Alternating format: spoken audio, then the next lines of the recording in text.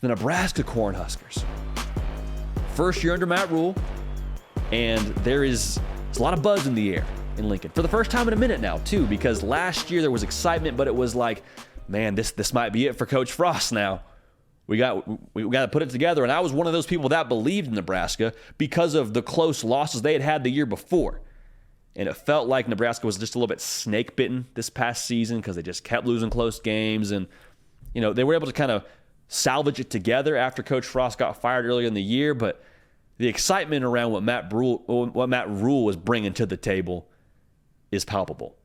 And there's a lot to like because I think Nebraska, just from the end of last year, going through spring ball and getting into what will be fall camp here in a few short weeks, they're in a much better place. I mean, the roster itself, they improved through the portal. They took 14 transfers, multiple defensive linemen, and got your new starting quarterback in Jeff Sims. That's a huge, huge piece we got to talk about as we break down Nebraska. The other side of this, the culture at Nebraska, anytime you bring in a new staff from a team that was losing previously, it is not a stretch to say that you had a losing culture. And not to overstate the importance of culture, but a lot of times culture wins those close games for you. Because culture is kind of the broad term that gets on the billboard, but the things that make up culture are details, it's discipline, it's structure, and those are all the things that Matt Rhule embodies. Like you hear about what they're doing at camp right now and what they went through camp during spring ball. They're making sure you check into practice on time. They're making sure you got the right mouthpiece. They're making sure that your chin straps buckle. They're making sure the jersey over the pads the right way. And that sounds simple. That sounds kind of dumb to the outside looking in. But I promise you, if I can trust you to do the little things well, then I can trust you on 4th and 1 to block the right guy so we get that first down. And I'm not inside the building, but from what it sounds like, from what we're hearing, that's an upgrade in culture that wasn't there previously. And I would venture to say it probably cost you a few of those close games for Nebraska. So the success for them is going to be predicated on the line of scrimmage. We were fortunate to have Matt Rhule on this very show couple of weeks ago now, I suppose it was, and we asked him, like, hey, what's a Matt Rhule coached Nebraska team even going to look like? That's kind of a big question because he's only been there all of 15 minutes, but he's like, I think we, as a fan base, as a staff, are aligned. Like, we want to block, we want to tackle, we want to win in the trenches, and that's what Nebraska has seen previously when they were living in their glory days. And so that's a match there in the fan base and the staff, but that really is, I think, what you saw Nebraska do when they went to the transfer portal and got who they got. Because last year, I promise you that staff would tell you was not good enough in terms of stopping the run and in terms of protecting the quarterback, wasn't good enough.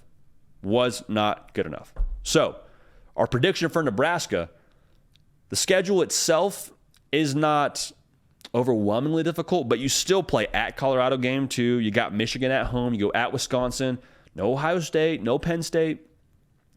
If Jeff Sims can take care of the football, and if that defense can up their level of play in the trenches, they're going to be okay. I really believe that. I have Nebraska going 6-6 their first year under Matt Rhule. So that means they made a bowl game. It means they found a way likely to win some close games. It means they probably had some balance offensively. And those are all things that I'm buying into with Nebraska and Matt Rhule. And I'll say this too, Matt Rhule has won everywhere he's been. He's been a part of a lot of rebuilds.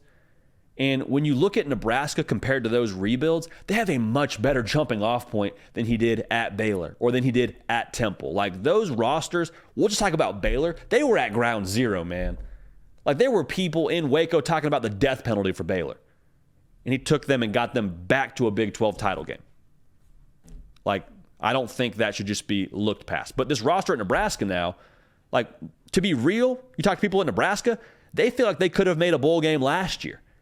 They feel like they have the personnel to be good enough last year to go 6-6. And it didn't happen, so woulda, shoulda, coulda. But I think for Matt Rhule, if he was able to do that with rosters that were down bad, and this roster's in a better place, I think you can have higher expectations for what year one looks like. So 6-6 is the number I'm going with, but history tells us, man, he's going to win at Nebraska. To what degree, I don't know, because it's not getting any easier. You got USC and UCLA joining the Big 12. You got no more divisions here in 2024. Like, that makes the path harder for sure, Penn State, Ohio State, Michigan, Wisconsin. Like, you know the deal here if you're a Nebraska fan. You know what it is. But I would just say this. What Nebraska needs going forward is exactly what Matt Rhule is going to bring to the table, which is one, structure, which we already talked about, details, discipline, doing things the right way all of the time because that translates in games, and evaluation. Matt Rhule is going to evaluate as good, if not better, than anybody else in the country. And I did not say they're going to recruit better than anybody else in the country. I don't think you're going to see Nebraska hanging out in the top 5 of the On3 team recruiting industry rankings. Like, I don't think that's going to be how they get down. I'm sure they would love to do that. But the way that I see it, they're going to go out and get guys they see potential in. That 3-star, maybe that 4-star, maybe that high 2-star. Like, it's going to be guys that are somewhere in that middle tier of the recruiting landscape. But they're going to take them, bring them in. Maybe you redshirt them. Maybe you give them a couple years on the sideline learning. But once they hit the field, once they've been developed, they are going to be playing at a 4-star level, in my humble opinion. I mean, I was around Baylor when Jalen Petrie was there. And he was a guy that wasn't really getting on the field, quite frankly, at Baylor. Like, he was trying to figure out his role. Was he a linebacker? Is he a safety? Well, Jalen Petrie right now is a safety for the Houston Texans, was a second-round pick, is tearing it up in the NFL. Wasn't highly recruited. Wasn't somebody everybody wanted. Wasn't even actually recruited by Matt Rhule. He got to Baylor and then was developed by Matt Rhule and his staff. And so the developmental part of this and the evaluation part of this with kids once they're on campus is going to be crucial. So, for Nebraska, got them going 6-6. Going to be a big deal to win close games, but that's how I feel about the Cornhuskers going into 2023.